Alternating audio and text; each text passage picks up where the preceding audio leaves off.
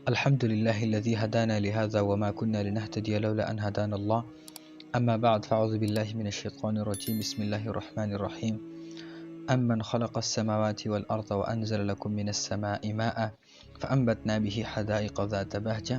صدق اللہ العظیم. آج ہم انشاءاللہ 20واں پارہ پڑھیں گے اور اس کا مختصر خلاصہ اور اہم سبجیکٹ جو اللہ رب العزت نے اس میں مینشن کی ہے اس کو بیان کریں گے. تو پچھلی پارے کی طرح اس پارے میں بھی 3 حصے ہیں. پہلا حصہ وہ ہے جس میں سورہ نمل کی باقی آیتوں کو اللہ رب العزت نے مینشن کیا ہے، اور دوسرا حصہ وہ ہے جس میں اللہ رب العزت نے مکمل سورہ قصص بیان کیا ہے، اور تیسرا حصہ وہ ہے جس میں اللہ رب العزت نے سورہ عنکبوت کی کچھ آیتیں یہاں پر ذکر کی ہیں، یعنی ابتدائی آیتیں یہاں پر ذکر کی ہیں. پہلا حصہ جس میں سورہ نمل کی باقی آیتیں ہیں، اس میں 2 اہم سبجیکٹ ہیں. پہلا سبجیکٹ اللہ رب العزت نے یہاں بیان کی ہے توحید کی 5 دلائل. پہلا دلیل، آسمان، زمین، بارش اور کھیتوں کا خالق وہی اللہ ہے. اور دوسرا دلیل، زمین، نہریں، پہاڑ اور سمندروں کا نظام وہی اللہ چلاتا ہے. تیسرا دلیل، مجبور، بے بس اور بیمار کی پکار اس کے علاوہ کوئی نہیں سنتا، یعنی اللہ کے علاوہ کوئی نہیں سنتا. اور چوتھا دلیل، بحری اور بری تاریکیوں میں راستہ وہی اللہ دکھاتا ہے اور اسی نے ہواؤں کا نظام چلایا ہے. پانچواں دلیل توحید کا، پہلے بار بھی اس نے پیدا کیا انسان کو، دوبارہ بھی اللہ ہی پیدا کرے گا، اور یہ بھی فرمایا کہ رازق بھی اللہ ہے.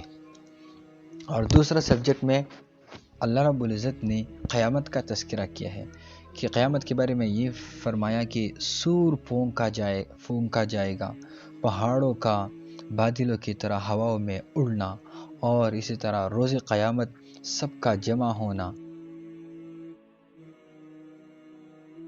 بیان کی ہے پہلے حصے میں. اب آتی ہے دوسرا حصہ جو سورہ قصص پر مشتمل ہے. اس میں 2 اہم سبجیکٹ ہیں. پہلا سبجیکٹ وہ ہے جس میں اللہ رب العزت نے حضرت موسیٰ علیہ السلام اور فرعون کا تفصیلی قصہ بیان کیا ہے، اور دوسرا سبجیکٹ جس میں اللہ رب العزت نے حضرت موسیٰ علیہ السلام اور قارون کا قصہ بیان کیا ہے. تو یہ 2 اہم سبجیکٹ ہے سورہ قصص میں. پہلا سبجیکٹ جس میں حضرت موسیٰ اور فرعون کا قصہ ہے، اور دوسرے سبجیکٹ میں حضرت موسیٰ علیہ السلام اور قارون کا قصہ بیان ہوا ہے. اور تیسرا حصہ جس میں اللہ رب العزت نے سورہ عنکبوت کی ابتدائی آیتوں کا تذکرہ کیا ہے. اس میں 3 اہم باتیں ہیں. پہلا اہم سبجیکٹ اور مضمون توحید کا ہے، اور اس کے بارے میں یہ فرمایا کہ مشرکین کی بت مکڑی کی، یہ جس کو مکڑی ہم کہتے ہیں، مکڑی کی جالی کی طرح کمزور ہے.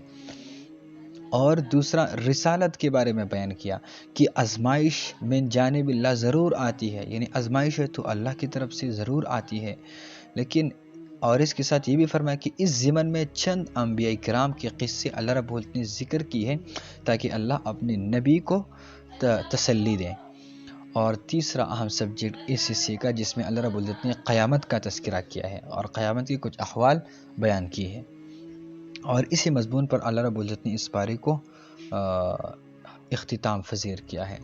ایک بار پھر میں روایت کرتا ہوں، اس پارے میں 3 حصے تھے. پہلا حصہ سورہ نمل کی باقی آیتوں پر مشتمل تھا. اس میں 2 اہم سبجیکٹ تھے. پہلا سبجیکٹ توحید کے 5 دلائل، دوسرا سبجیکٹ قیامت، اور دوسرا حصہ جس میں مکمل سورہ قصص کا بیان ہے. تو اس میں بھی اہم 2 سبجیکٹ تھے. پہلا سبجیکٹ حضرت موسیٰ علیہ السلام اور فرعون کا تفصیلی قصہ، دوسرا حضرت موسیٰ علیہ السلام اور قارون کا قصہ، اور تیسرا حصہ جس میں اللہ رب العزت نے سورہ عنکبوت کی ابتدائی آیتوں کا ذکر کیا ہے. اس میں 3 اہم مضمون بیان کی گئی ہے. پہلا مضمون توحید کا، دوسرا مضمون رسالت کا، اور تیسرا مضمون قیامت کا. اور اسی مضمون پر اللہ رب العزت نے اس پارے کو اختتام پذیر کیا ہے. وآخر دعوانا ان الحمد للہ رب العالمین.